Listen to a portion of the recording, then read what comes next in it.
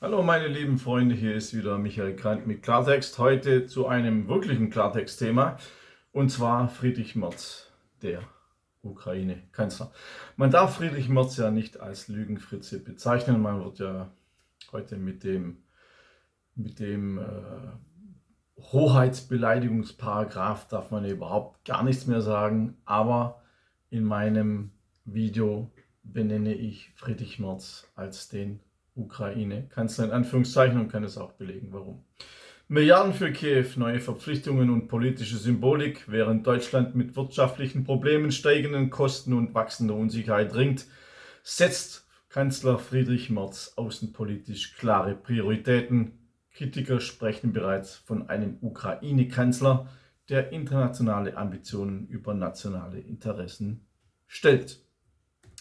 Seit seinem Amtsantritt hat Bundeskanzler Friedrich Merz die Unterstützung der Ukraine zu einem zentralen Pfeiler seiner Politik gemacht. Deutschland zählt seit Beginn des Krieges zu den größten Unterstützern Kiews mit Hilfen in zweistelliger Milliardenhöhe und umfangreicher militärischer Unterstützung. Ich habe darüber auch schon Videos gemacht.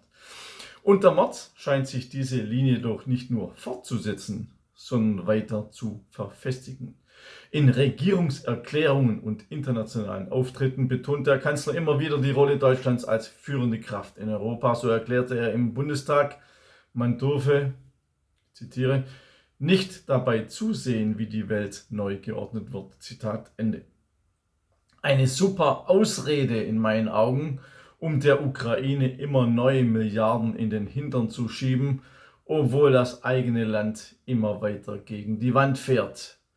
Für seine Unterstützer ist die unverantwortliche Unterstützung eines hochkorrupten Regimes in Kiew mit deutschen Steuergeldern das Zeichen von Verantwortung.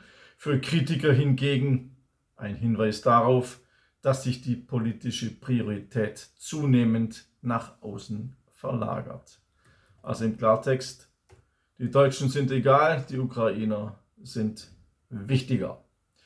Im Zentrum der Kritik stehen vor allem neue finanzielle Verpflichtungen. Die EU hat sich zuletzt auf umfangreiche Hilfen für die Ukraine geeinigt, rund 90 Milliarden Euro in Form von Krediten für die kommenden Jahre.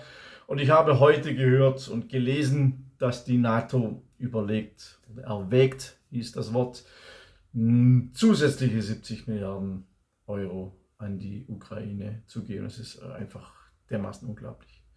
Den Hauptteil trägt natürlich Germany, denn als größte Volkswirtschaft Europas trägt es einen erheblichen Teil der finanziellen Last. Bereits zuvor gehörte Deutschland mit rund 34 Milliarden Euro zu den wichtigsten Unterstützern der Ukraine. Das macht uns zum Zahlmeister Europas und zum Zahlmeister der Ukraine und Friedrich Merz zum Ukraine-Kanzler, der immer neue Verpflichtungen eingeht, ohne klare Begrenzungen oder Exit-Strategie. Ein zentraler Vorwurf lautet, Deutschland übernehme zunehmend eine finanzielle Hauptlast, während die eigene wirtschaftliche Lage angespannt bleibt und immer schlimmer wird. Also Milliarden an Zelensky und sein korruptes Regime, an das korrupte Land, Milliarden. Und hier überlegt man, Rente mit 70, Pflege zu reduzieren, die Gesundheitsleistungen zu reduzieren und so weiter. Das ist sowas unglaublich. Das macht mich sowas von dermaßen wütend. Ich weiß nicht, wie ihr das seht. Ihr könnt es ja mal in den Kommentaren sehen, aber mich macht es so dermaßen wütend. Ich kenne auch Fälle, wo Ukrainer, die noch nie einen Pfennig einbezahlt haben in unser Sozialsystem, sie bekommen eine Wohnung, sie bekommen Geld, alles. Und meine eigene Mutter, die jetzt vielleicht ins betreute Wohnen muss alles selber bezahlen von ihrer eigenen kleinen Rente. Das kann man sich gar nicht vorstellen. Dieser Idiotenstadel, das kann man sich nicht vorstellen. Entschuldigung, aber okay.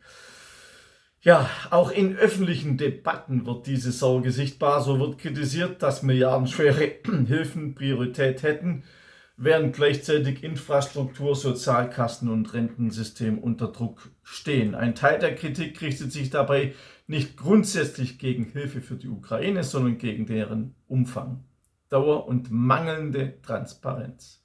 Die entscheidende Frage lautet, wie lange kann und soll Deutschland diese Rolle noch tragen? Während außenpolitisch Stärke demonstriert wird, ist die innenpolitische Lage katastrophal. Steigende Lebenshaltungskosten, wirtschaftliche Unsicherheiten und strukturelle Probleme prägen die Situation im Inland. Die Menschen werden immer mehr geschröpft. Merz hat die Balance zwischen Außen- und Innenpolitik aus dem Gleichgewicht gebracht wie kein Kanzler zuvor.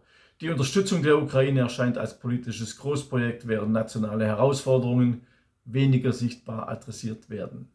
Dies verstärkt den Eindruck eines Kanzlers, der sich stärker als internationalen Akteur denn als innenpolitischer Problemlöser versteht. Merz selbst sieht Deutschland ausdrücklich in einer Führungsrolle. Europa müsse handlungsfähig bleiben und Deutschland müsse Verantwortung übernehmen, auch finanziell und militärisch, bla bla bla bla bla, ich kann es nicht mehr hören. Doch genau dieser Anspruch stößt auf Widerstand. Ich hoffe auf viel mehr Widerstand wie bisher. Beobachter verweisen darauf hin, dass Merz bei internationalen Verhandlungen nicht immer seine Position durchsetzen konnte. So scheiterte etwa sein Vorschlag, eingefrorene russische Vermögen stärker zur Finanzierung der Ukraine zu nutzen. Das wirft die Frage auf, ob der Anspruch auf Führung mit der tatsächlichen Durchsetzungskraft Schritt hält und ob Deutschland am Ende vor allem zahlt, ohne die Richtung entscheidend zu bestimmen. Nicht umsonst hat sich in der politischen Debatte ein Begriff etabliert, der Ukraine-Kanzler. Er steht für die Wahrnehmung, dass die Unterstützung Kiews zur dominierenden Leitlinie der deutschen Außenpolitik geworden ist, auf Kosten der eigenen Bevölkerung. Auf Kosten der eigenen Bevölkerung. Dabei geht es nicht nur um Geld, sondern auch um politische Symbolik. Deutschland positioniert sich klar als Unterstützer der Ukraine und als stabilisierende Kraft in Europa, während das eigene Land immer mehr in Schieflage gerät. Ich kann es nicht oft genug wiederholen. Die Politik von Friedrich Merz gegenüber der Ukraine bewegt sich im Spannungsfeld zwischen internationaler Verantwortung und nationaler Belastbarkeit. Einerseits steht Deutschland vor der Herausforderung, in einer unsicheren Weltordnung außenpolitisch handlungsfähig zu bleiben. Andererseits wächst im Inland die Diskussion darüber, wie weit diese Verantwortung gehen darf und wer letztendlich die Kosten trägt. Klar, wir, ja, die Steuerzahler. Denn es ist der deutsche Steuerzahler, der im Inland immer weiter geschröpft wird, damit man Milliarden in die undurchschaubaren, dunklen Kanäle nach Kiew überweisen kann. Das muss endlich aufhören. Merz, der Ukraine-Kanzler, muss abgewählt werden, so schnell wie möglich, bevor unser Land noch mehr vor die Hunde geht,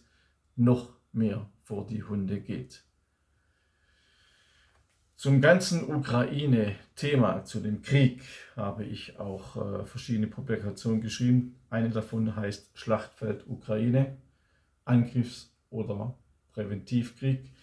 In dieser Broschüre habe ich, die ist schon vor 2022 erschienen, 2022 erschienen. Da hat noch keiner den Mut gehabt, beide Seiten darzustellen, die russische und die ukrainische. Man wird ja heute sogar strafrechtlich belangt, wenn man russische Positionen nur erwähnt. In dieser Broschüre sind sie aber drin, die russische Position und die ukrainische. Diese Broschüre ist kostenlos, könnt Sie bestellen. Die Links sind unten angegeben. Genauso zum Thema passt mein Buch Deutschland und der 2+4-Vertrag.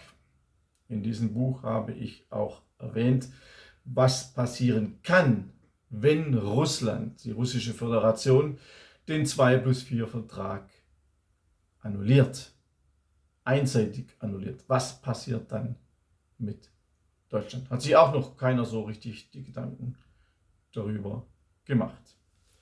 Und zu guter Letzt, die Unterstützer der Ukraine-Politik sind ja vielfältig. Sie sind auch in vielen, vielen NGOs. Auch ich habe mein Buch geschrieben, Staatsfinanzierung, Staatsgeheimnis, NGO-Finanzierung, Milliarden an linke und linksextreme Aktivisten. Hier sind auch die Ukraine-Faschisten vertreten und wir zahlen über die NGOs wiederum Milliarden an die Leute, die die Stimmung in Deutschland machen für die Ukraine und gegen Russland. Ihr wisst, ich bin ein Journalist, ich bin objektiv, man muss immer beide Seiten sehen. Wenn man nur eine Seite sieht, ist man auf einer Seite angelogen. Also abonniert mich, empfehlt mich weiter. Ich bin Einzelkämpfer. YouTube hat mich reduziert. Abonniert meinen Telegram-Kanal und auch meinen kostenlosen Newsletter auf www.michaelgrant.de. Ich freue mich auf eure Kommentare, die ich alle lese, aber ich kann nicht alle beantworten. Ich wünsche euch alles Gute, bis zum nächsten Mal, euer Michael Grant.